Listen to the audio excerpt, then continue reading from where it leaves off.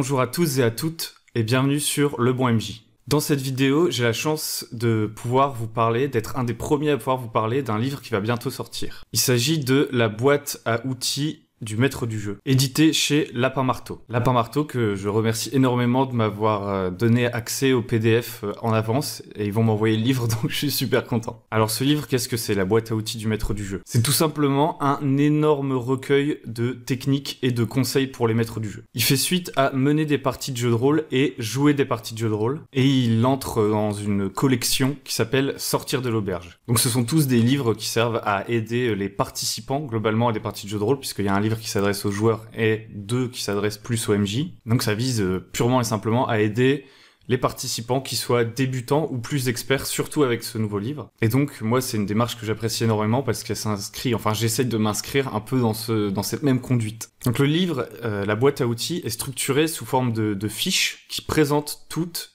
une technique par fiche. Toutes ces fiches, elles ont le même format. Il y en a une centaine dans le livre qui fait à peu près 800 pages. Donc c'est vraiment un truc énorme. On sent qu'il y a beaucoup de travail, beaucoup d'expérience. Alors il y a 0 illustration. Donc c'est vraiment un bloc de texte, une sorte d'encyclopédie. Et donc cette centaine de fiches se répartit en 4 catégories. Vous avez une catégorie pour l'organisation de la partie, donc vraiment très en amont, mais aussi des trucs qui vont avoir lieu au cours de votre campagne, par exemple le débriefing que moi j'appelle le feedback et dont je vais vous parler un peu après. Ensuite vous avez une deuxième catégorie, c'est la scénarisation, donc c'est plus ce travail que vous faites pour préparer l'histoire qui va être racontée, préparer des PNJ, ce genre de choses. Ensuite vous avez une partie très intéressante sur l'animation, parce que je pense que être maître du jeu c'est pas simplement avoir de l'imagination, ça c'est ce qu'on demande plus à un auteur. D'ailleurs, un auteur, il a aussi besoin d'organisation. Animer, c'est encore autre chose. C'est ce que vous allez faire pendant la partie. Et vous avez une dernière partie un peu plus fourre-tout, avec des fiches qui contiennent des techniques pour varier un peu les styles de jeu. C'est un peu du bonus, entre guillemets. Des trucs un peu plus transversaux qui rentrent pas forcément dans les 3 autres catégories. Et des techniques un peu plus insolites. Alors, une des premières choses à noter sur ce livre, c'est qu'il est clairement pas conçu pour être dévoré d'une traite. Je pense pas que vous le lirez en une seule lecture, déjà parce que, comme je disais, il est pas illustré, c'est assez,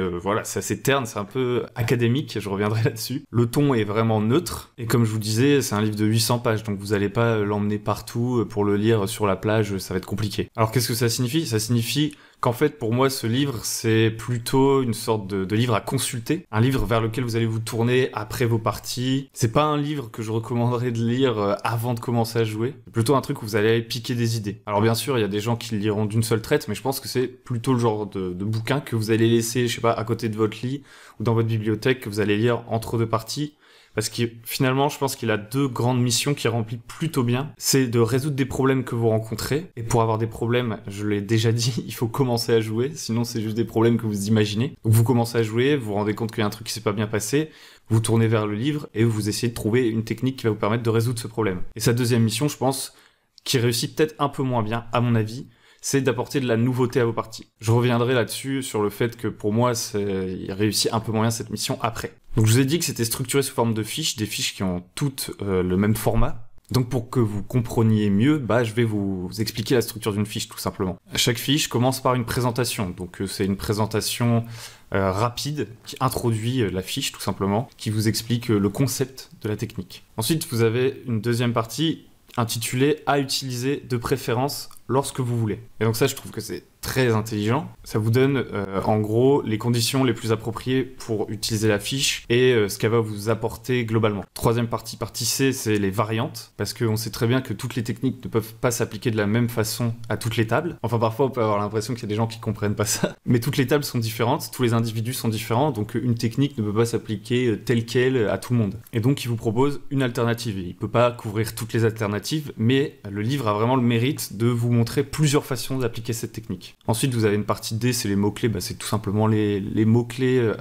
de la fiche, quoi. Genre, si c'est un truc pour faire des scénarios, pour créer des personnages ou quoi. Rien de bien compliqué. Ensuite, deuxième grosse partie, après toute cette introduction, ça va être le mode d'emploi. Donc, c'est comment utiliser cette technique, une sorte de méthode pour cette technique en particulier. Là, pour le coup, c'est compliqué de faire 15 000 méthodes différentes, il vous en donne qu'une, mais avec la variante qui vous est donnée avant, vous pouvez adapter un petit peu. Et en général, à chaque fois, ce mode d'emploi, il est présenté étape par étape, donc c'est plutôt clair. Ensuite, vous avez une partie qui s'appelle avantages et inconvénients. Et ça, je pense que c'est une des plus grandes forces du livre, c'est de reconnaître que chaque technique est un peu une épée à double tranchant, c'est-à-dire qu'elle aura toujours des qualités, toujours des défauts. Même les meilleures techniques, genre qui marchent à tous les coups, si elles existent, en général, elles vont vous prendre du temps. Et ça, c'est important de le reconnaître, c'est qu'à chaque fois que vous voulez ajouter quelque chose à votre table, ça vous demande un travail supplémentaire. Il y a des techniques qui servent justement à retirer du travail au MJ, mais ça demande de l'improvisation, etc. Et c'est l'improvisation, ce genre de choses, c'est des choses qui viennent souvent avec l'expérience, à force de ressasser en permanence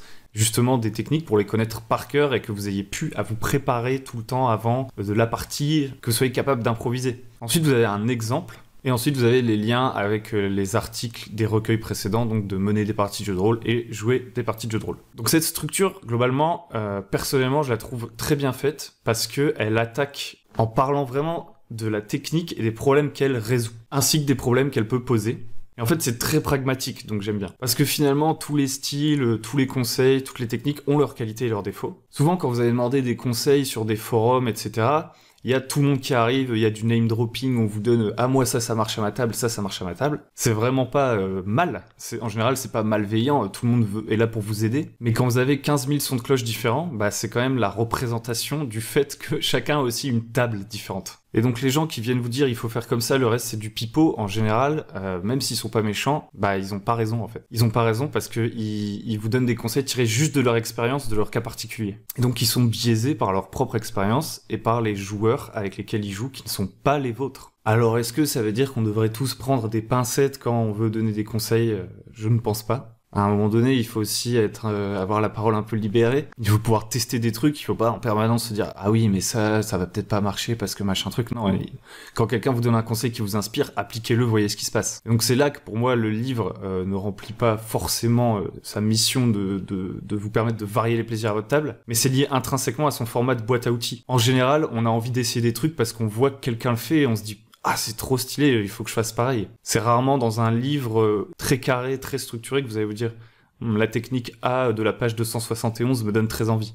Bon, j'exagère un peu, mais c'est vraiment une question de style, de format. Le discours n'est pas motivant, c'est vraiment un discours pragmatique, un discours assez technique. La présentation, comme je disais, est académique. Alors ça veut pas dire que ce n'est pas clair, qu'il y a plein de jargon et tout. Je pense que les explications sont super claires, ça c'est extrêmement bien réussi. Donc même si quand je lis les techniques du livre, elles me donnent pas toutes envie d'être utilisées. Par exemple, moi j'adore les livres comme XDM, les vidéos de Dungeon Craft, regarder des actual play qui donnent des idées, les livres comme Dirty MJ. Là, c'est des livres qui partent plus de l'expérience que d'une technique présentée de façon très analytique. Ça me donne plus envie de passer à l'action, entre guillemets. Par contre, pour ce qui est de résoudre des problèmes et de la méthode à suivre, la clarté de la boîte à outils du maître du jeu est vraiment un atout. C'est bien codifié, vous n'êtes pas perdu. Et du coup, je pense que pour une boîte à outils qui vise pas à l'exhaustivité la plus complète, mais à ratisser très large, c'est vraiment hyper bien réussi. Donc maintenant, je vais prendre un exemple concret de fiche. J'espère que ça va pas déranger les auteurs. Je vais pas vous faire toute la fiche, mais je vais vous afficher à l'écran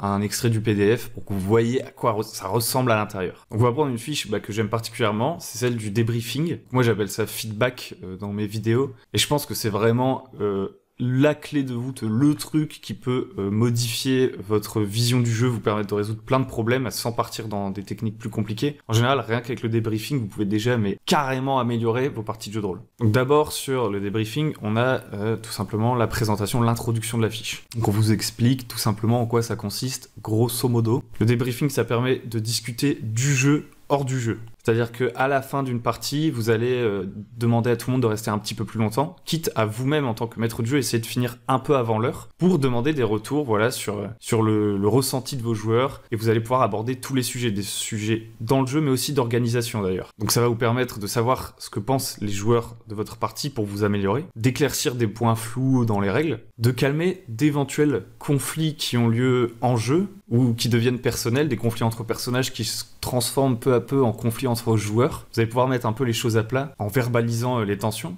Et c'est aussi une bonne occasion pour vous en tant que MJ de discuter d'un truc que vous aimeriez bien mettre en place, un de ces quatre, commencer à teaser un peu quelque chose de nouveau à vos joueurs. La deuxième partie, c'est la partie à utiliser de préférence lorsque vous voulez. Donc là, on vous liste tout simplement à quoi peut servir cet outil débriefing. Donc j'en ai déjà parlé un peu avant, on va pas s'étaler là-dessus. Troisième partie, c'est les variantes, que je vous ai dit, moi j'aime beaucoup. Notamment ici, j'en ai déjà parlé aussi dans une vidéo.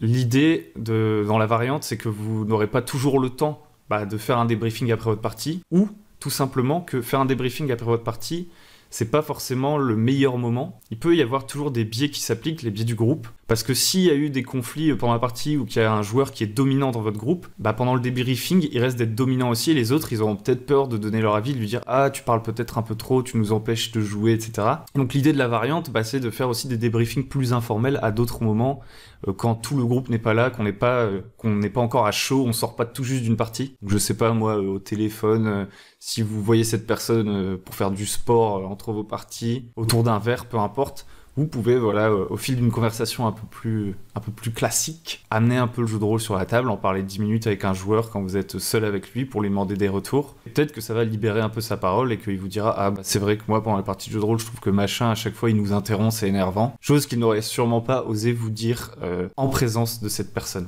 Et donc ça peut paraître bête, ça paraît simple, mais c'est très vrai. S'il y a des tensions autour de la table, je pense que le débriefing, c'est un excellent outil. Ensuite, vous avez les mots-clés, bon, j'imagine que vous voyez de quoi il s'agit, donc on ne va pas s'étaler là-dessus non plus. Ensuite, on a tout simplement le mode d'emploi étape par étape. Donc là, ça va être comment proposer un débriefing, comment amener l'idée, comment faire des retours. Donc, c'est-à-dire comment ne pas agresser vos joueurs en disant « Ah, ça, ce que t'as fait, c'était nul !» Plutôt essayer une méthode un peu plus soft. Aussi, comment demander des retours. Parce que si, à l'inverse, vous demandez à vos joueurs « Alors, qu'est-ce que vous avez trouvé super nul ?» certainement qu'ils vont pas oser vous dire grand-chose. Il faut être un peu plus compréhensif, amener les choses de manière plus tranquille pour libérer la parole pendant le débriefing. Et ensuite, vous allez avoir une partie sur traiter les retours. Donc comment bien prendre un retour, comment bien l'interpréter. Parce que parfois, vous êtes maître du jeu, donc vous avez plein de jargon et tout. Vos joueurs, ils vont utiliser leurs propres mots pour expliquer un problème ou un truc qu'ils ont trouvé cool même, et vous pouvez mal l'interpréter, tout simplement. Donc moi, je suis particulièrement sensible à ce genre de conseils qui sont presque des conseils de management, de marketing un peu, de communication. Des conseils qui vont vraiment vous permettre de proposer des idées. Et moi, j'adore ça non seulement parce que le domaine dans lequel je travaille m'amène à connaître un peu le milieu du management, du marketing, mais aussi tout simplement parce que c'est très vrai, on a tendance à l'oublier, mais être maître du jeu, c'est pas juste une histoire d'imagination, il y a vraiment des aspects humains essentiels qui peuvent faire la différence. Je suis certain qu'il y a des maîtres du jeu qui préparent pas grand-chose, qui n'ont pas forcément une étincelle de créativité, ils créent pas des mondes pendant 50 ans avant de commencer à jouer, mais ils sont forts pour voir ce que leurs joueurs aiment, rebondir sur leurs idées, et avec un outil comme le débriefing par exemple, en fait, vous avez beaucoup moins de travail à faire en tant que maître du jeu, parce que vous n'êtes plus en train d'essayer d'imaginer tout ce qui serait cool de faire, vous commencez à jouer, et en prenant des retours, vous savez ce qui est cool. Vous savez ce que vos joueurs aiment bien, vous savez ce qu'ils aiment pas, et vous vous adaptez. On est très loin d'un travail de world building qui dure des heures, même si j'adore le world building aussi. Et c'est important de reconnaître, je pense, que ces aspects humains sont aussi importants, voire plus importants dans le cadre du jeu de rôle que vos capacités à créer. Et moi, ça me touche d'autant plus parce que, étant de nature un peu introvertie à la base, avant, je faisais justement beaucoup de world building, je créais des trucs dans mon coin et finalement, on jouait jamais. Et ces aspects-là, ces aspects un peu d'essayer de motiver les joueurs, de leur vendre entre guillemets, votre idée en fait, leur vendre votre campagne pour qu'ils aient envie d'y jouer, de les écouter et de vous adapter, ça m'a vraiment aidé à me développer en tant que MJ, et c'est vraiment des aspects que je conseille de développer. Ensuite, vous avez une autre partie, c'est sur les avantages et inconvénients. Donc je vous en ai déjà parlé, moi je trouve que ça c'est vraiment bien, c'est très intelligent en fait. On vous explique les problèmes que la technique peut résoudre, comment va se traduire la solution à votre table, et qu'est-ce que peut être le revers de la médaille ou quelles difficultés vous pouvez rencontrer. Et on est très clair sur le fait que certaines techniques ont un coût en temps. Ensuite vous avez un exemple, donc je pense qu'une fois de plus, c'est une très bonne idée parce qu'on apprend toujours mieux, on comprend surtout toujours mieux avec des exemples. Et puis ça casse un peu justement l'aspect formel dont je vous parlais, l'aspect un peu académique. On revient sur quelque chose de plus storytellé, et du coup ça nous invite plus à lire, c'est plus stimulant intellectuellement parce que on imagine la scène, etc. Et après cet exemple concret, vous avez enfin les liens vers les autres bouquins, donc là-dessus, rien à dire. Donc voilà pour cet exemple. Personnellement, il y a plein de bonnes idées, je trouve, dans ce livre. Pour en citer une ou deux, moi j'ai adoré une idée, c'est de donner une carte différente d'une ville à chaque joueur. Imaginons les personnages reviennent tous dans une ville où ils sont déjà venus par le passé, mais il y a très longtemps. Et ben vous donnez à chacun des joueurs une carte différente de la ville en fonction des souvenirs de son personnage. Et du coup, ils vont devoir travailler ensemble pour se dire « Ah, mais moi, je me souviens qu'il y avait une auberge là-bas et tout. » Peut-être qu'un autre joueur, il va se souvenir que l'auberge était à un autre endroit et tout. Et ça va vous permettre un peu vraiment de reproduire le fait que vos personnages ont des connaissances différentes. Parce que des fois, quand vous donnez une carte d'une ville à vos joueurs, bah, c'est pas très réaliste parce qu'en fait, d'un seul coup, ils ont sous les yeux toute une ville dont ils ont pas tout exploré finalement. Donc là, vous leur donnez chacun des pièces d'un puzzle un peu en fonction de leurs souvenirs. Moi, je trouve que c'est une excellente idée. J'ai bien aimé aussi l'idée de commencer à jouer sans avoir terminé de créer ses personnages, d'avoir encore des points à répartir sur sa feuille de personnage. Je trouve que c'est marrant parce que déjà, c'est pas mal pour gagner du temps. Par exemple, même si vous faites un one-shot, ça peut être une idée, vous créez même pas de pré-tiré, et à chaque fois, vous dites à vos joueurs, bah là, si tu veux, tu peux ajouter ça à ton personnage. Et en gros, ils construisent leur personnage pendant la partie. Et comme ça, vous pouvez amener les règles de façon didactique, un peu en mode le premier scénario, on crée les personnages au fur et à mesure de ce premier scénario.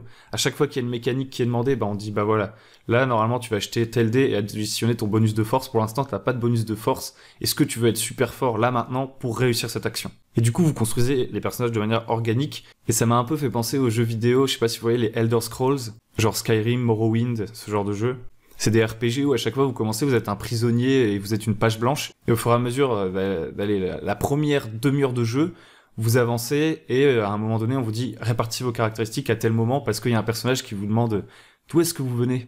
Et comme ça, au fur et à mesure, avec des questions et tout, vous construisez votre personnage au fil d'une sorte de tutoriel. Je trouve l'idée plutôt cool. Donc, pour conclure, je pense que cette boîte à outils, c'est vraiment un très bon bouquin de référence. Personnellement, je l'apprécie beaucoup plus que les 2 ouvrages précédents qui étaient mener des parties de jeux de rôle et jouer des parties de jeux de rôle. Justement par cette approche boîte à outils, plutôt que plus prescriptive, entre guillemets, même si c'était pas vraiment le cas. J'aime beaucoup ce format de technique que vous pouvez consulter à volonté. Il se distingue de la plupart, justement, des bouquins de conseils, de par son parti pris de ratisser large, plutôt que d'approfondir à fond un style de jeu.